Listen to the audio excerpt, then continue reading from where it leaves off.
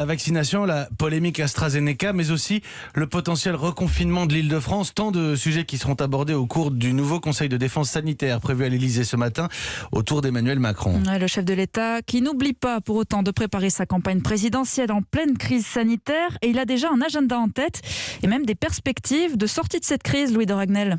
Oui, une sortie de crise qu'il envisage en plusieurs étapes, bien sûr conditionnée à l'absence de découverte de nouveaux variants. Avec donc tout d'abord les vacances d'été qui, selon son entourage, permettront plus de liberté avec la mise en place du passeport sanitaire.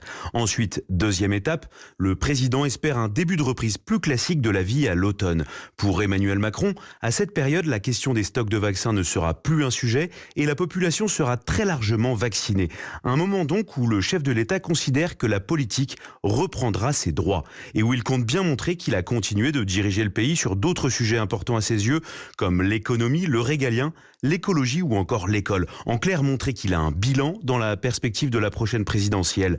D'ailleurs, de manière très opérationnelle, le chef de l'État prépare déjà l'organisation de sa future campagne. Son parti, La République En Marche, est sur le point d'emménager à côté de la gare Saint-Lazare à Paris, un lieu qu'Emmanuel Macron a aussi choisi, selon un de ses proches, pour abriter son futur QG de campagne. Il a d'ailleurs envoyé des émissaires pour faire des repérages la semaine dernière. Louis de Ragnel du service politique d'Europe 1. On est un peu dans le futur aussi avec Louis de Ragnel. La perspective de la présidentielle, ça nous change un peu les idées. Puis cette information que nous donne Louis sur un éventuel QG de La République En Marche, voire QG de campagne à suivre donc du côté de Saint-Lazare à Paris.